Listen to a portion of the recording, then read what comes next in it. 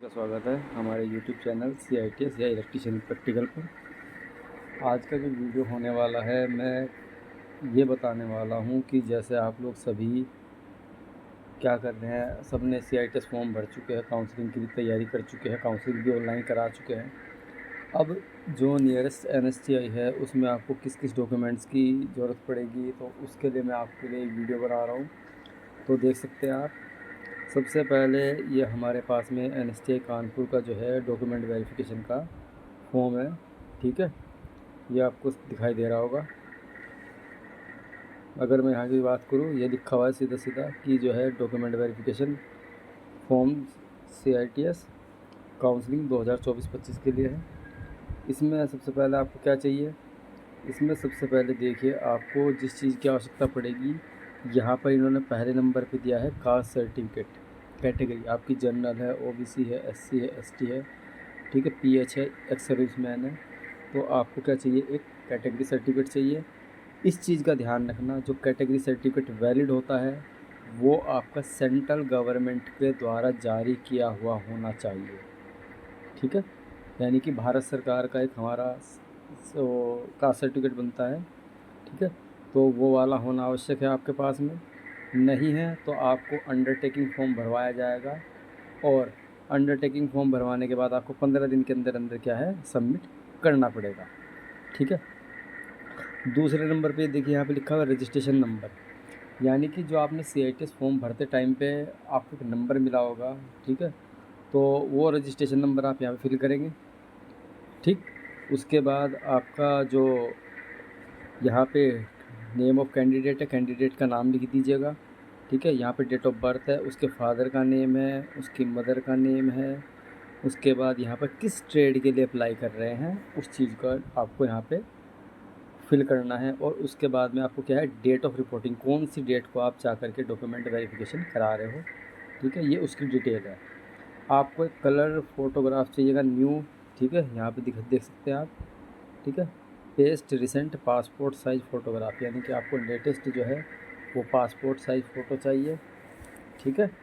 अच्छा, यहाँ पर देखिए, अब थोड़ा सा जो सर्टिफिकेट आप वहाँ पर दोगे, जिनकी आप कॉपी सबमिट करोगे, सबसे पहले क्या दोगे आप, यहाँ पे लिखा है fees paid receipt with institute allotment. यानी कि जैसे आपने क्या किया होगा, आपने अभी स्टार्टिंग में जिस टाइम पे काउंसलिंग हो रही होगी, काउंसलिंग के टाइम पे आपने 1000 रुपये का जो ट्रांजेक्शन किया है, वो ट्रांजेक्शन ID हमें चाहिए होती है, ठीक है।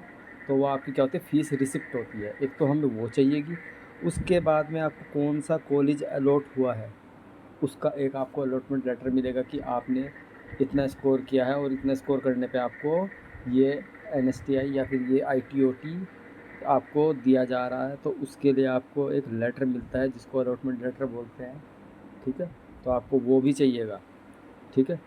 उसके बाद में आपको यहाँ पर क्या चाहिए, मिनिमम हाई स्कूल की, देखिए सॉरी, इससे पहले मैं एक चीज़ छूट गया, ये academic qualification certificate, sorry academic certificate. यहाँ पर आप हाई स्कूल 12th का ही सर्टिफिकेट जमा करेंगे, ध्यान रखना, ठीक है। उसके बाद अगर आप ITI बेस पे नॉर्मल सी बात करा रहे होगे तो आपको यहाँ पे ITI की मार्कशीट और सर्टिफिकेट दोनों चाहिएगा। अगर डिप्लोमा है तो डिप्लोमा की सारी first semester, second semester, third semester, fourth semester, fifth और सिक्स सेमेस्टर की मार्कशीट आपको लेकर के आनी पड़ेगी, क्योंकि वो भी वेरीफाई होगी, ठीक है। उसके साथ साथ अगर आप BTech और डिग्री धारक हो, ठीक है, तो उसके लिए भी आपको first year, second year, third year, final year की मार्कशीट आपको सारी चाहिएगी, ठीक है। उसके बाद में यहाँ पर आपको दिखाई दे रहा होगा कास्ट सर्टिफिकेट, ठीक है। ये यानी कि कास्ट सर्टिफिकेट, जिस कास्ट के लिए आपने अप्लाई किया है, जिस कास्ट के लिए आपने अप्लाई किया है, ठीक है, उसका वही भारत सरकार का आपका कास्ट सर्टिफिकेट बना होना चाहिए, ठीक है। वही वैलिड होगा, ठीक है। नहीं तो आपको अंडरटेकिंग जमा करना पड़ेगा, ठीक है। और ये भी SC के लिए कभी भी एक्सपायर नहीं होता है, पर जो OBC है, ठीक है, इनको नए हर 3-3 साल पे क्या है, रिन्यू करवाना पड़ता है। तो जो आपका सर्टिफिकेट है ये भी आपका लेटेस्ट होना चाहिए।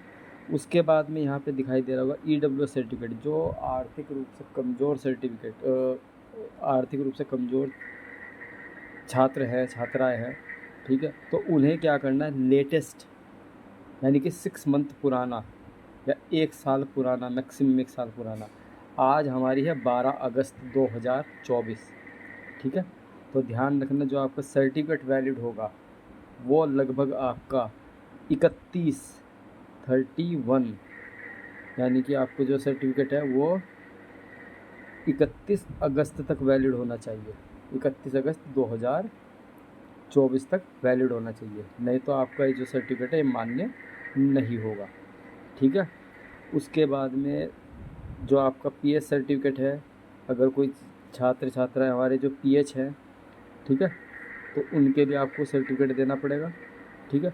उसके बाद जो एक्स सर्विसमैन है उनके लिए भी आपको पूरी सर्विस बुक वगैरह सब लेके के आनी पड़ेगी, ठीक है। यहाँ पे आपका आधार नंबर और यहाँ पे आपका मोबाइल नंबर, ठीक है। तो ये सारे के सारे आपको क्या करने हैं, डॉक्यूमेंट्स जो हैं, जिस टाइम पे आप फिजिकल डॉक्यूमेंट वेरिफिकेशन कराओगे एनएसटे कानपुर के अंदर, तो आपको ये डॉक्यूमेंट्स जो हैं लेटेस्ट चाहिएंगे। इस चीज़ का ध्यान रखना, लेटेस्ट चाहिएंगे। मैं पहले भी इसी बात पे जोर डाल रहा हूँ कि लेटेस्ट चाहिएंगे। तो हमें क्या क्या डॉक्यूमेंट चाहिए, सबसे पहले मैंने आपको क्या बताया, आपका कैटेगरी भारत सरकार द्वारा जारी की गई, ठीक है, चाहे वो एससी हो चाहे एसटी हो, सबका भारत सरकार का ही सर्टिफिकेट मांगा जाएगा। दूसरा, रजिस्ट्रेशन नंबर, यानी कि जिस टाइम पे आपने CITS का फॉर्म भरा होगा उस टाइम एक रजिस्ट्रेशन नंबर जनरेट होगा, जिसके आधार पर आपने CBT एग्ज़ाम दिया होगा, वो रजिस्ट्रेशन नंबर चाहिए, ठीक है। उसके बाद यहाँ पे नाम और ये हो जाएगा। फिर हमें क्या चाहिए, जो आपने 1000 रुपये का ट्रांजैक्शन किया होगा ऑनलाइन काउंसलिंग के लिए, उसकी हमें क्या चाहिए, फ़ीस रिसिप्ट चाहिए। और साथ में क्या चाहिए, जो आपको कॉलेज का अलॉटमेंट हुआ है उसका भी हमें प्रूफ चाहिए कि हाँ कि आपको ये कॉलेज अलॉट हो चुका है, ठीक है। उसके बाद एकेडमिक क्वालिफ़िकेशन में क्या चाहिए हमें, हाई स्कूल 12th की मार्कशीट, ठीक है। वैसे तो मेनली जो होता है हाई स्कूल ही होता है, ठीक है। तो हाई स्कूल और 12th की भी दोनों आप लेकर के आना, ठीक है। उसके बाद ITI की जो मार्कशीट है वो चाहिए कि आपकी, यहाँ लिखा हुआ देखिए साफ साफ, मार्कशीट, मार्क्स स्टेटमेंट और सर्टिफिकेट ITI डिग्री डिप्लोमा। ध्यान रखना, यहाँ पर होता क्या है, कई बार बच्चा सिर्फ मार्कशीट लेकर के आ जाता है, कई बार सिर्फ सर्टिफिकेट लेकर के आ जाता है। मैं पहले बता रहा हूँ, हमें दोनों चीज़ चाहिए, हमें सर्टिफिकेट भी चाहिए, मार्कशीट भी चाहिए, ठीक है। उसके बाद यहाँ पे कास्ट सर्टिफिकेट लिखा है चौथे नंबर पे। मैं पहले बता चुका हूँ, दोबारा फिर बता रहा हूँ, भारत सरकार द्वारा जारी किया गया हमें कास्ट सर्टिफिकेट चाहिए, ठीक है। उसके बाद में यहाँ पर क्या है, EWS, ठीक है, जो आर्थिक रूप से कमज़ोर छात्र छात्राएँ हैं उनके लिए 6 महीने पुराना आपका जो है EWS सर्टिफिकेट होना चाहिए, ठीक है, जो इस महीने 31 अगस्त 2024 तक वैलिड हो, ठीक है।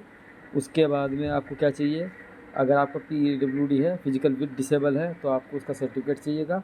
एक्स सर्विसमैन के लिए मैं पहले बता चुका हूँ, एक्स सर्विसमैन के लिए हमें क्या चाहिए, उनकी सर्विस बुक भी चाहिएगी, रिटायरमेंट लेटर भी चाहिएगा, ठीक है। हमें ये डॉक्यूमेंट जो है ज़रूर चाहिएगा, ठीक है। तो बेस्ट ऑफ लक आप लोगों के लिए कि अगर आप काउंसलिंग कराने के लिए जाएँ NSTA कानपुर में, तो आपकी जो काउंसलिंग है वो सुचारू रूप से डॉक्यूमेंट वेरिफिकेशन हो पाए, ठीक है। तो अगर ये वीडियो यूज़फुल लगे तो प्लीज़ इसे शेयर करें, ठीक है, चैनल को सब्सक्राइब करें और वीडियो को ज़्यादा से ज़्यादा लाइक करें। तब तक के लिए थैंक यू।